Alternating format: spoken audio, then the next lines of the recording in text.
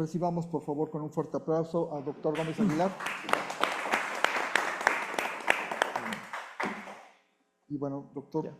Bueno, pues muchas gracias. Me gustaría comenzar agradeciendo al doctor Álvaro Perestowski por darnos la oportunidad de organizar a Gabriela y a mí este seminario. Gracias por invitarnos aquí a este espacio que has construido a lo largo de estos años. La verdad que yo llevo poco, pero me parece un extraordinario lugar.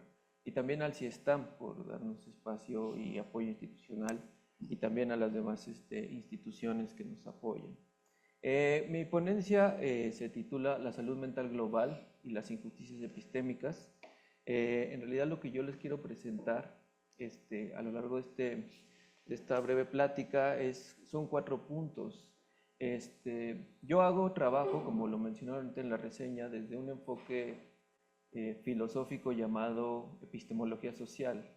Entonces, me gustaría un poco compartirles a qué se refiere este marco teórico-metodológico, reflexivo. Después les voy a hablar sobre qué es la salud global, que es el marco en el que se inscribe el objeto de análisis que yo abordo. También les voy a... La parte extensiva de la presentación tiene que ver con un análisis de por qué hay una inquietud a escala global sobre la salud mental. Y finalmente voy a mencionar por qué creo que ese tipo de proyectos globales producen lo que la literatura especializada en filosofía llama injusticias epistémicas, ¿sí?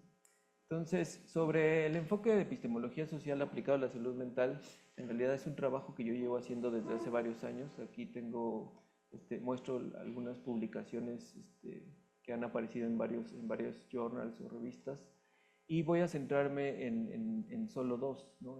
Uno que coescribí con mi mentora, la filósofa y socióloga Adriana Murguía, que acaba de aparecer, aunque ahí dice 2023, apenas salió porque hubo un retraso en la revista, y otro trabajo en el que analicé qué es la salud global, ¿no? Entonces, bueno, básicamente mi enfoque de trabajo tiene que ver con esto que les llamo que es la epistemología social, y de manera resumida es, digamos, el estudio del conocimiento como un proceso social desde la filosofía, o como un proceso social y colectivo. En la ponencia anterior el doctor nos mencionaba sobre esta crítica al sujeto individual descartiano, ¿no?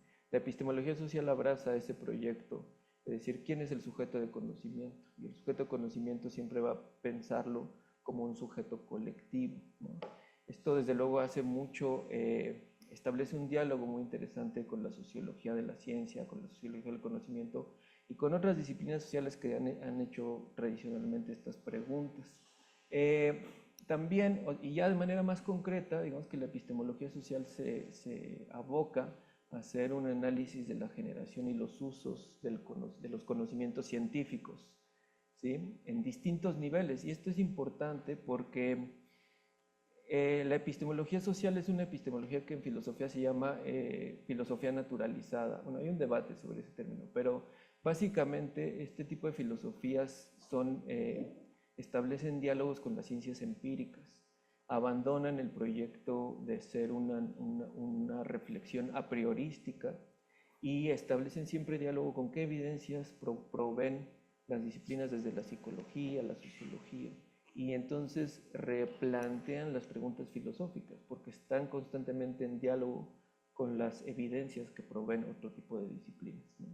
Y eso lleva a pluralizar y a complejizar el análisis, porque cuando hablamos de generación y usos de los conocimientos científicos, pues podemos hablar a nivel de las interacciones, a nivel de las comunidades, a nivel de las naciones, de las políticas públicas, de los programas regionales, de los imaginarios sociotécnicos, de los esquemas culturales. Hay lo que en términos filosóficos, una ontología social bastante compleja que puede abordarse, ¿no? Aquí, para ir aterrizando esta cuestión, este es un esquema que yo hice en una de las publicaciones anteriores, en donde digo, hay 3 niveles de análisis cuando queremos estudiar, por ejemplo, el conocimiento. Aquí hablaba del conocimiento médico-psiquiátrico.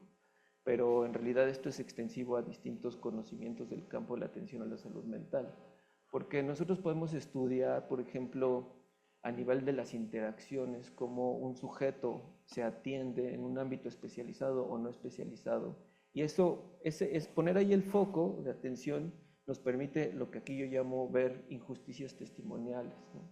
Pero también hay otros niveles de análisis, los dos niveles de gris, el nivel de las instituciones sociales, pero también el nivel de la cultura. A veces en nuestros análisis, y eso ha estado aquí a lo largo de estas intervenciones, ha permeado esa inquietud cuando mucha gente pregunta, ¿qué se puede hacer, no? ¿Cómo intervenimos? Pero creo yo que es muy importante, y esto la socióloga, los sociólogos lo saben muy bien, que no hay intervenciones directas, que hay que saber disgregar las dimensiones sociales en las que una intervención se da, ¿no?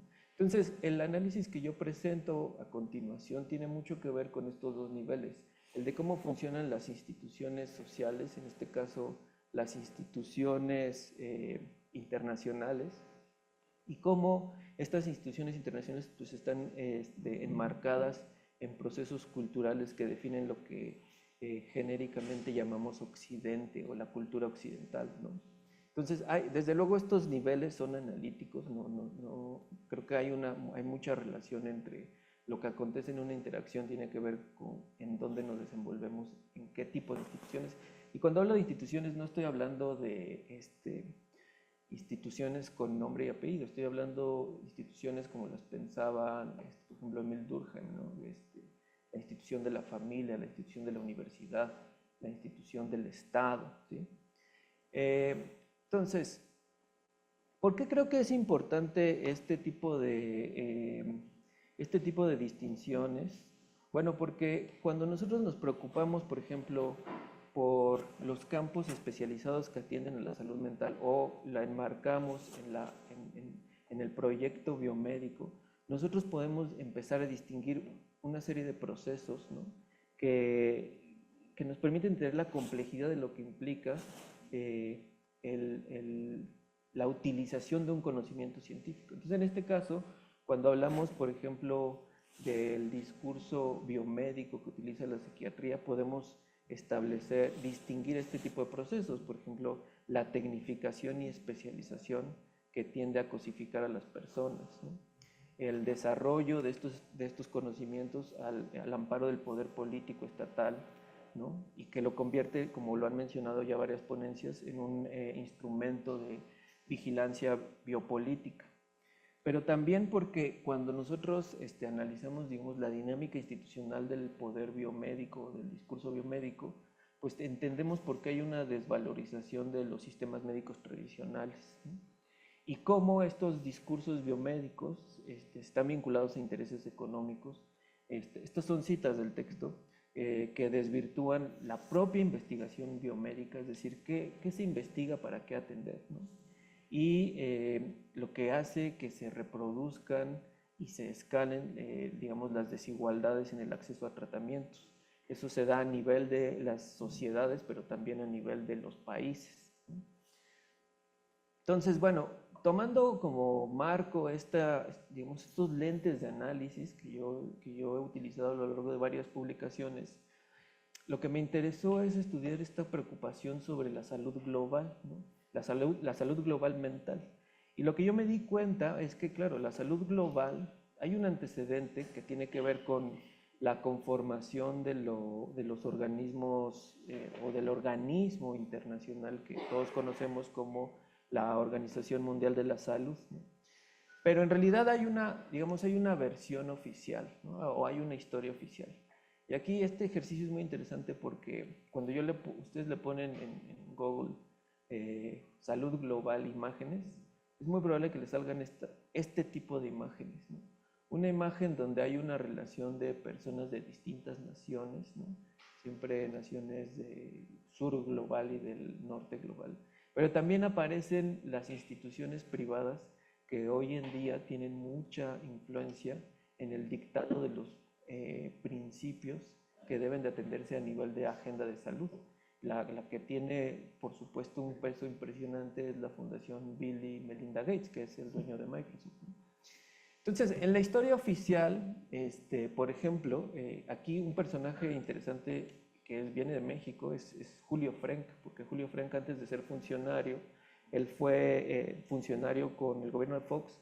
Él hace toda su formación al amparo del grupo de Guillermo Soberón y después estudia, después se hace funcionario en, en Estados Unidos, en la OMS, y él es uno de los intelectuales que ha defendido mucho esta agenda. Y él lo que dice, o sea, ellos parten de un diagnóstico y lo que dicen son básicamente estas tres cuestiones, ¿no? Que hay una bidireccionalidad de la transferencia de riesgos, es decir, en el diagnóstico que ellos señalan es que las enfermedades de transmisión pueden, por los efectos de la globalización, ya no ubicarse solo en los ámbitos de las naciones de bajos ingresos, como tradicionalmente se creía, sino piensen ustedes, y esto ha sido corroborado, una enfermedad de transmisión pues la gente, el patógeno viaja a través de una aerolínea y puede desencadenar algunas epidemias, ¿no? Entonces ellos se dan cuenta a finales del siglo pasado que eso es importante tomar en cuenta, ¿no? Pero también ellos dicen, el Estado no puede absorberlo todo, no puede producir todas las soluciones. Y es momento de establecer asociaciones público-privadas, ¿no? Es momento en que las fundaciones, pero también la sociedad civil, finales del siglo pasado, ¿no? Principios de pues pongan, digamos, lo que dicen, su granito de arena, ¿no? Que piensen a ellos a brindar servicios.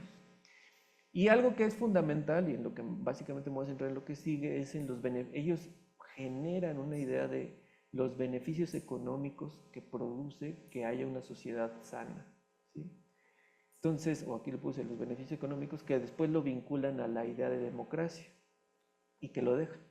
Entonces, la salud global es un problema que desborda la competencia de la práctica médica y sus instituciones. ¿Qué quiero decir con esto? Bueno, que la salud global, hay una coyuntura y por eso pongo aquí esta imagen de un reporte que hace el Banco Mundial, porque el trasfondo de esto es una reconfiguración de qué instituciones establecen las guías para actuar. Entonces, el Banco Mundial se da cuenta que los registros de la OMS no le permiten establecer proyecciones adecuadas en donde la variable de salud esté establecida, ¿no?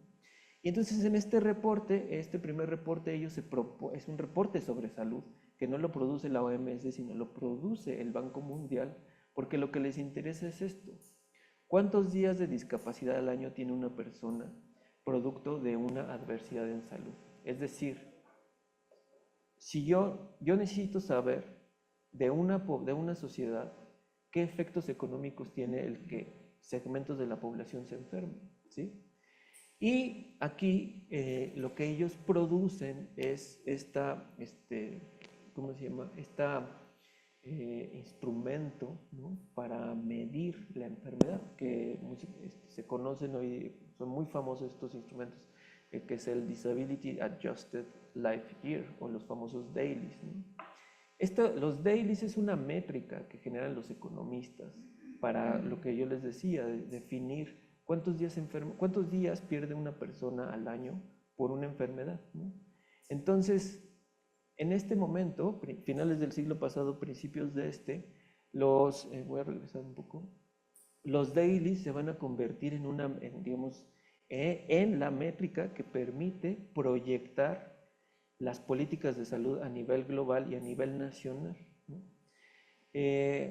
Aquí hay un contexto, aquí algo que me gustaría aclarar es que las críticas que se van a hacer a esto no tienen que ver con la validez de la métrica, o sea, la validez digamos, tiene una validez adecuada.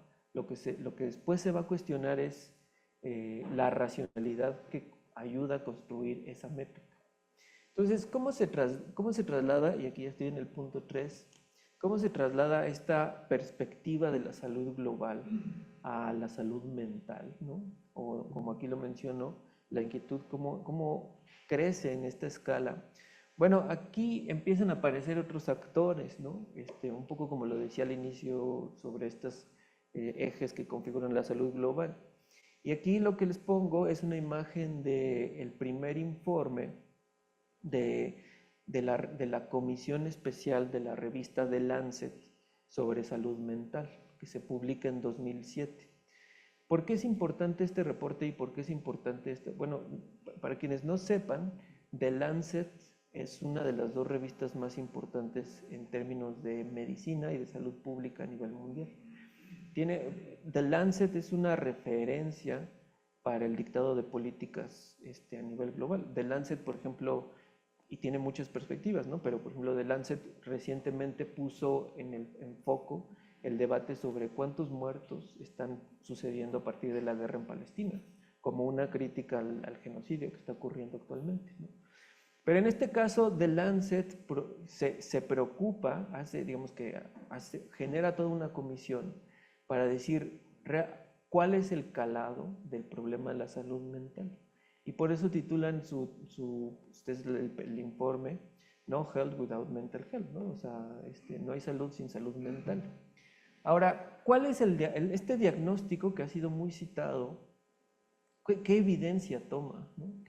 ¿Por qué consideran que es muy importante? Bueno, pues lo que ellos están tomando básicamente es la carga de la enfermedad, es decir, el resultado que da los dailies, ¿no? Es decir, cuántos días deja de trabajar una persona a causa de un trastorno mental, de problemas neurológicos o de adicciones, ¿no?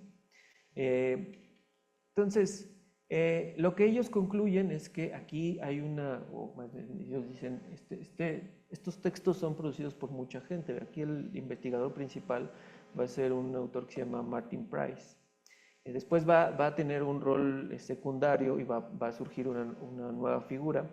Pero lo que ellos dicen aquí es que generan un diagnóstico y lo que dicen es que hay una falta de recursos especializados y tienen que buscarse soluciones. Cuando ellos dicen hay una falta de recursos especializados, básicamente están diciendo hay muy pocos psiquiatras para atender los problemas que nosotros estamos diagnosticando, ¿no?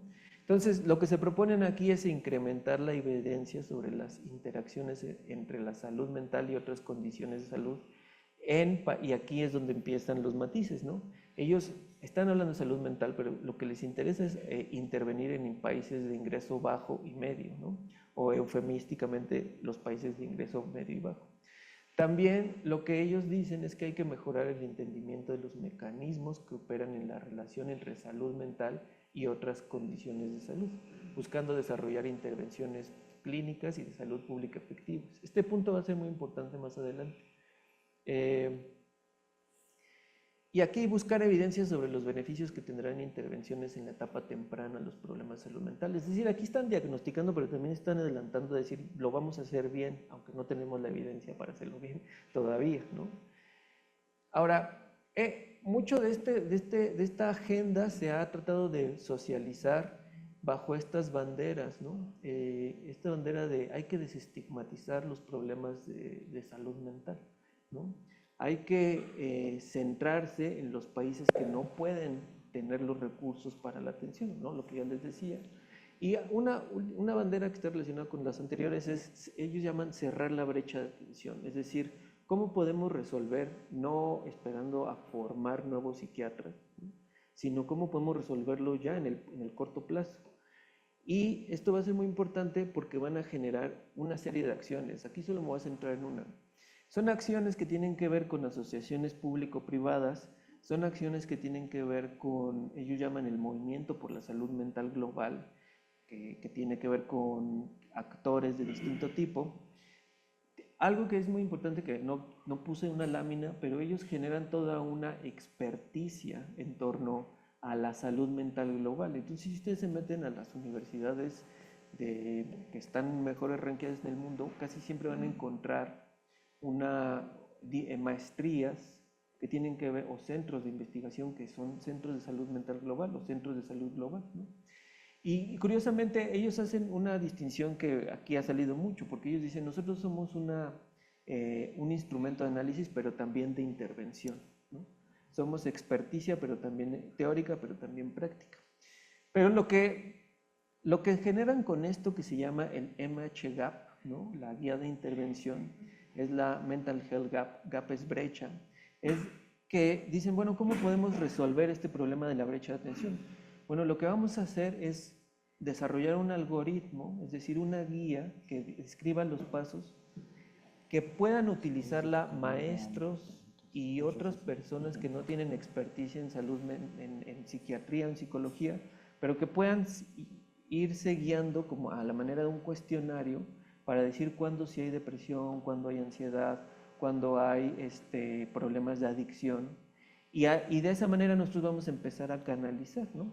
Yo he escuchado aquí en algunas intervenciones preguntas que tienen que ver con cómo se justifica este tipo de intervenciones, porque dicen, bueno, yo quiero soluciones inmediatas, yo quiero soluciones ya. Entonces, claro, este tipo de intervenciones para mucha gente parecen importantes, ¿no? Ahora, este tipo de intervenciones puede tener el problema de un sobrediagnóstico, ¿no? Empezar a generar sobrediagnósticos.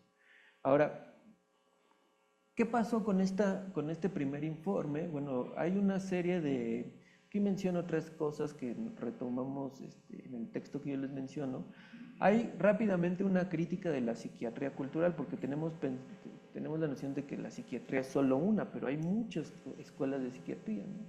Entonces hay una psiquiatría que es más susceptible a entender las diferencias culturales que pueden impactar nuestra forma de clasificar lo que llamamos trastornos mentales. Entonces, aquí la psiquiatría cultural desde muy temprano hicieron una respuesta a esta pretensión y mencionaron que la pregunta ¿es posible universal los padecimientos mentales? ¿No? Desde luego ellos dicen que no. Además, algo que no mencioné aquí, este tipo de psiquiatrías lo que se dan cuenta es que hay sobrediagnósticos en mujeres y en poblaciones racializadas, ¿no?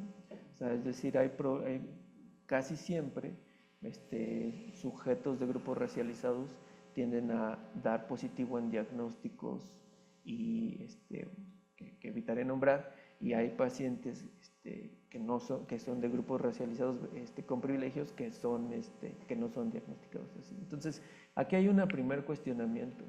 Luego, pues desde luego, 12 en cuestionamiento punto. que viene de las ciencias sociales sobre el problema de medicalizar, ¿no? Es decir, medicalizar los problemas sociales relativos a las desigualdades sociales. Las personas no es que tengan depresión, sino que tienen circunstancias adversas que los llevan a tener una expresión sobre que también ya se ha mencionado aquí en distintas ponencias, ¿no? Y también esto que es muy importante, porque la bandera de la salud mental global llega como llegaron los españoles de México diciendo aquí no existían nombres, ¿no? Y entonces nosotros vamos a decir cómo se nombran las cosas. Entonces hay muchas intervenciones a nivel local que desde luego tienen un impacto solo a nivel local que no son reconocidas por estos proyectos, porque dicen en países de ingreso bajo y medio que pobrecitos no han sabido cómo actuar. Entonces hay un desconocimiento o no hay un reconocimiento a las acciones locales y a los actores, porque además pues esto llega como llega con signo de pesos o con signo de dólares, pues imponen el tipo de agendas, ¿no?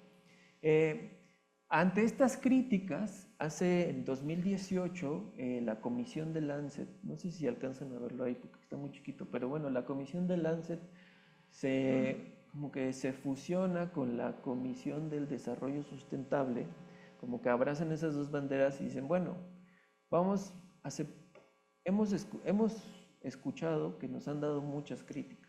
Aquí ya no es Martin Price el que está liderando este esfuerzo, sino es un autor que se llama Vikram Patel, ¿no? No lo puse aquí, pero bueno. Es un salubrista que ha defendido mucho el proyecto de la salud mental global. Y lo que ellos dicen es, bueno, es cierto, como no alcanzo a ver, es cierto, tal vez no hemos hecho eco a las críticas y nosotros nos proponemos una refundación de los presupuestos. Entonces, ellos, creo que está un chiquito, ¿verdad? No lo van a ver, pero bueno, voy a leer solo tres cosas. Ellos lo que dicen es que esta nueva agenda de la salud mental global adopta un enfoque dimensional de la salud mental. ¿Qué quiere decir esto? Que ya no solo hablan de salud mental, sino de salud mental y bienestar, que hablan de un modelo de puesta en escena y que evitarán hablar de una experiencia universal ¿no? Y más bien van a entender que ahí son experiencias contextuales.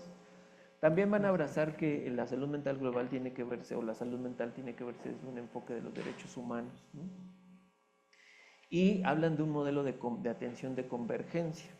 Todo esto suena muy interesante, pero esto es lo que analizamos Adriana Murguía y yo en ese texto, porque lo que nos preguntamos es, a ver, ¿es posible, factible y deseable una noción de salud mental global? Y aquí es donde entra en juego la discusión filosófica sobre las injusticias epistémicas, porque lo que nos queremos preguntar es qué criterios y actitudes utilizan las instituciones y los actores que delinean el modelo de salud mental global y que permite su operación, ¿no? ¿Por qué hay este sustento recurrente de la necesidad de una salud mental global, aun y cuando se han formulado una serie de críticas? Lo que nosotros señalamos es que, y aquí entra en juego el lenguaje filosófico de las injusticias epistémicas, es que estas instituciones desarrollan una injusticia activa, una ignorancia activa, perdón. ¿Qué quiere decir esto? Bueno, para contextualizar, las injusticias epistémicas tienen que ver con la desacreditación de ciertos sujetos de conocimiento como sujetos de conocimiento, ¿no? Es decir, vivimos una sociedad desigual en donde no todas las personas son consideradas como sujetos de conocimiento. Por eso el feminismo es una crítica tan importante, por eso la teoría crítica de la raza es una perspectiva muy importante, porque han venido a tratar de equilibrar los desajustes en nuestra noción de intercambios de conocimiento. Ahora, eso escalado a nivel de instituciones, ¿cómo operan, ¿no? Las instituciones al final son producto de las interacciones de los seres humanos. Entonces, cuando se habla de ignorancia activa, es una manera de explicar por qué suceden las injusticias epistémicas, porque esta discusión de injusticia epistémica comenzó señalando prejuicios de identidad negativos, es decir, prejuicios de raza y género. Es decir, cuando una mujer se le desestima por ser mujer su palabra, o cuando a una persona racializada se le desestima su testimonio por pertenecer a un grupo no valorizado, ¿no? Pero esta discusión ha avanzado mucho, como lo mencionaba Vianney el primer día de la ponencia.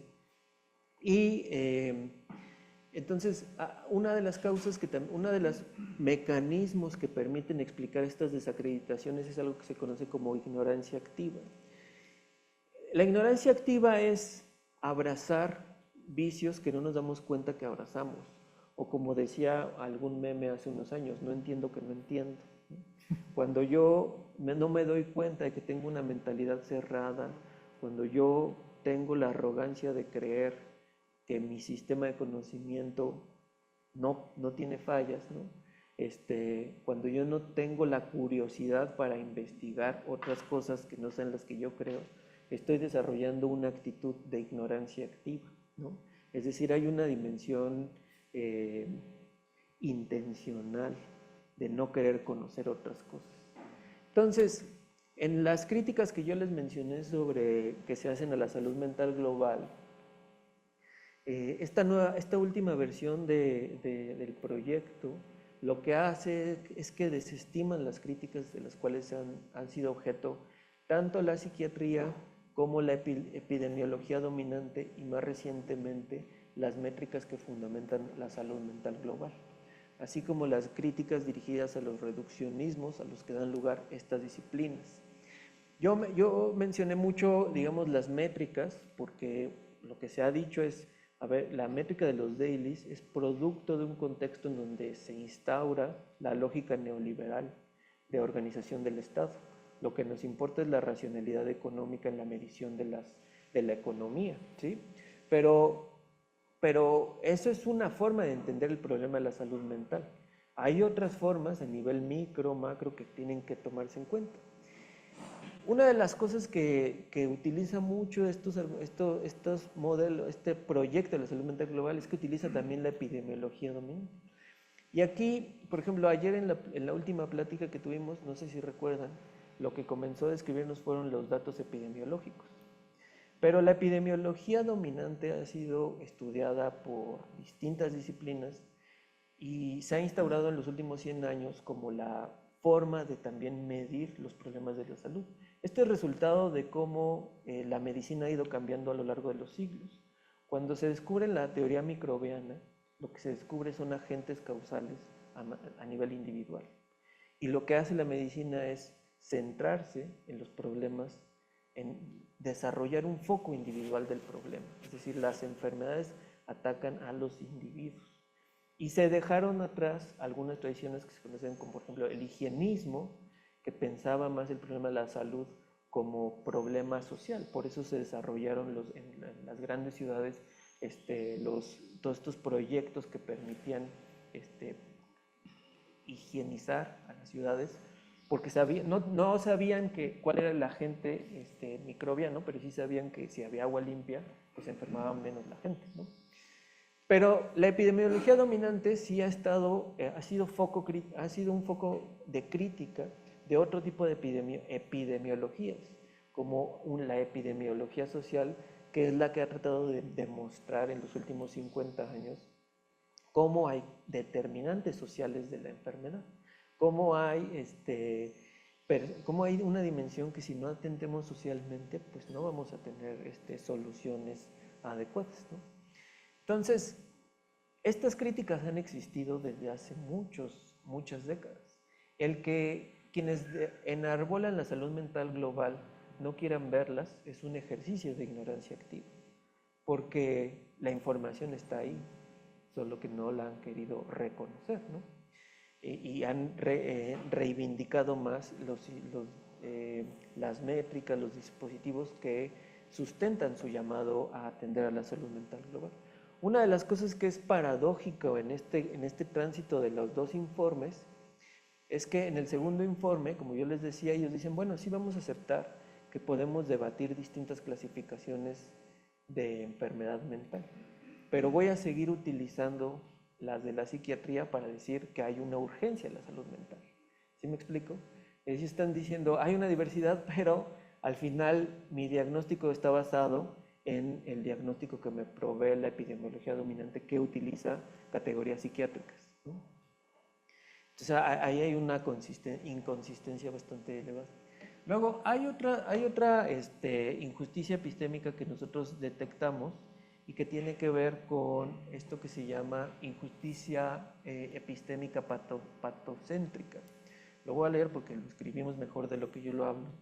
Pero esta injusticia es una injusticia son injusticias hermenéuticas reproductoras, de una visión patocéntrica que privilegia una comprensión naturalista de la salud, es decir, descontextualiza a las personas de sus condiciones de vida. Este hecho es claramente advertible en la expansión de las categorías diagnósticas.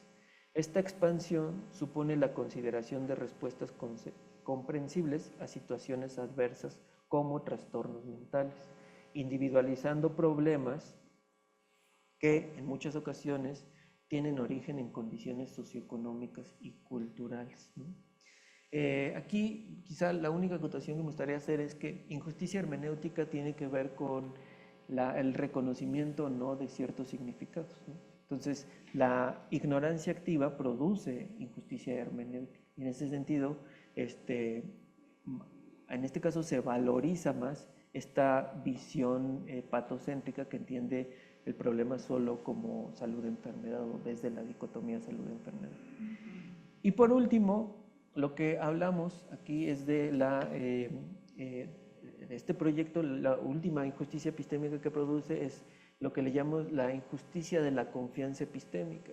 Este término lo desarrolló una filósofa llamada Heidi Graswick, y aquí nada más pongo esta cita porque Heidi Graswick es una de las filósofas que ha tratado de llevar esta discusión de las injusticias epistémicas a los saberes expertos, ¿no?